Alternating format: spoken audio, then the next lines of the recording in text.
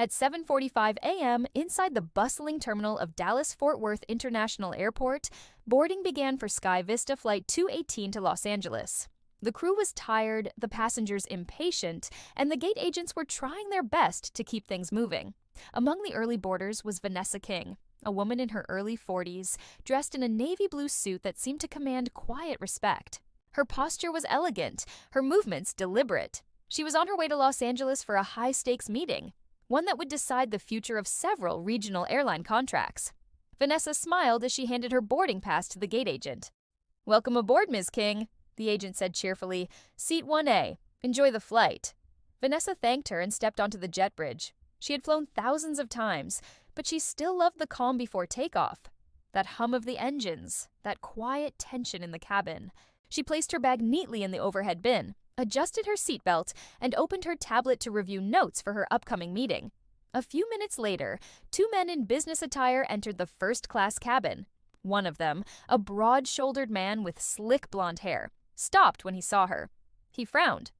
"Excuse me," he said sharply. "Are you sure you're supposed to be sitting here?" Vanessa looked up calmly. "Yes, seat 1A. He smirked. "That's funny, because 1A is where my boss usually sits. Must be some mistake." Before Vanessa could respond, his colleague, younger but equally arrogant, leaned closer. "Look, sweetheart, this section is usually reserved for corporate or frequent flyers. Maybe you meant 14A?" The word sweetheart hit like a slap. Vanessa closed her tablet slowly, then smiled politely. "No mistake," she said. "1A is my seat. You can check the manifest if you'd like." The first man crossed his arms. "I'll do exactly that. Flight attendants." A nearby flight attendant hurried over, nervous at the sudden tension. "Yes, sir." "This lady's in the wrong seat," the man barked. "We paid for these seats. First class." The attendant hesitated, glancing at Vanessa's ticket. "Sir, it says she's assigned to 1A." The man scoffed. "Oh, come on, you can't tell me she belongs up here. Look at her." A few passengers nearby turned their heads. A young woman gasped quietly. Vanessa stayed calm. "What exactly do you mean by look at her?" The man smirked again. "I think you know." The air grew thick with silence. The attendant whispered, "Sir, please lower your voice." He ignored her. "You're telling me she paid full price for first class?" "Sure, and I'm the king of England." Vanessa leaned back, voice calm but firm. "Actually, you're not even king of your manners." The man's jaw tightened. "Watch your tone." Before he could continue, a new voice cut through the tension. "What's going on here?" Everyone turned. It was the captain, a tall, silver-haired man in uniform, stepping into the cabin. His name tag read, "Captain Reeves." The rude man stood upright. "Captain, there's a problem. This lady's in a first-class seat that doesn't belong to her." Captain Reeves turned to Vanessa. "May I see your ticket, ma'am?" She handed it to him without a word. He looked, nodded, and returned it. "She's exactly where she belongs." The man stammered. But that's impossible. Do you know how much these seats cost?" The captain's tone hardened. "Enough to expect respect, which she's clearly not receiving." The man sneered. "She's just another wannabe trying to act important." Captain Reeves stepped forward. "Sir, one more word and I'll have you removed from this flight." The man's colleague whispered nervously, "Maybe just let it go, Mark." Vanessa sat quietly, her face unreadable. As the men finally backed away to their own seats, she reopened her tablet and continued reading, as if nothing had happened. But inside, she wasn't angry. She was calculating. Because what they didn't know was that Vanessa King wasn't just a passenger. She was the majority shareholder and chief executive officer of Sky Vista Airlines, the very company flying this plane. And by the time this flight landed, the two men's careers would never be the same.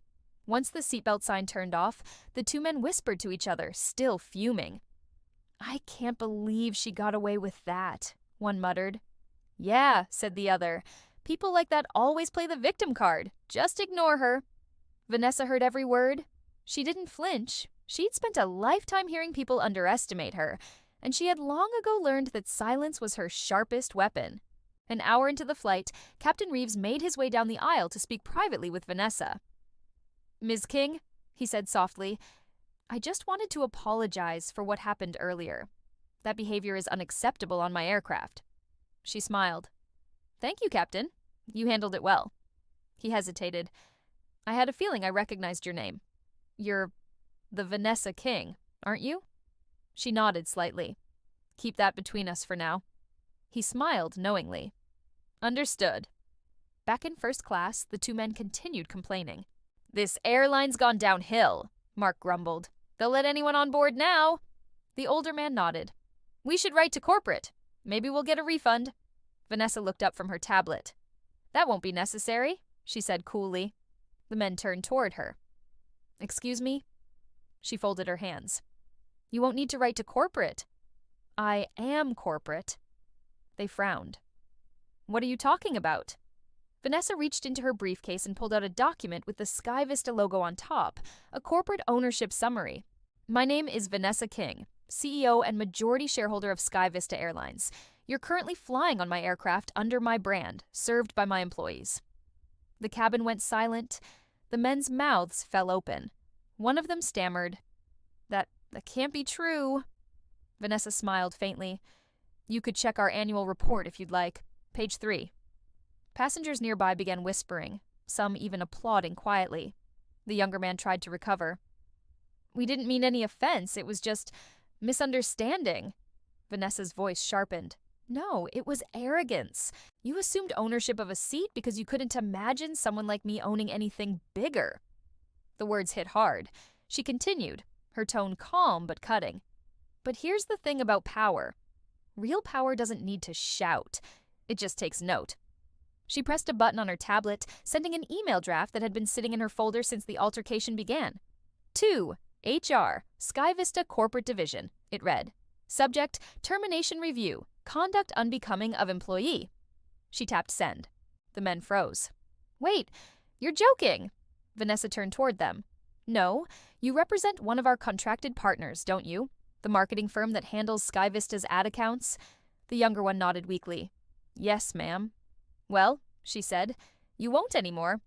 A single tear of frustration rolled down his cheek as the cabin filled with the soft hum of engines.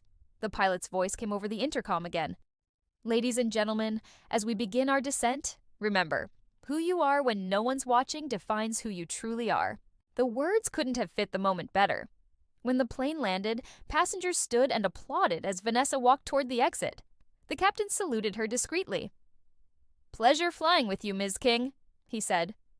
"Likewise, Captain," she replied with a knowing smile. At the terminal, the two men tried to apologize again. "Ms. King, please, it was a mistake. We were tired, stressed." Vanessa stopped and turned. "I forgive you," she said softly. "But forgiveness doesn't erase consequence. You'll learn that in economy." And with that, she walked away, heels echoing down the marble floor, a symbol of quiet power in motion. The next morning, business headlines across the country read, "Airline CEO confronts passengers who harassed her. Their company loses major contract." Social media exploded with praise. She didn't yell. She didn't threaten. She simply reminded them who they were speaking to. Weeks later, Sky Vista's slogan changed. It now read, "Respect is the first-class upgrade everyone deserves." And as the narrator's voice fades, true leadership isn't about being seen. It's about standing tall when others look down. If this story inspired you, hit subscribe, like, and drop A in the comments, because real power never yells. It simply acts.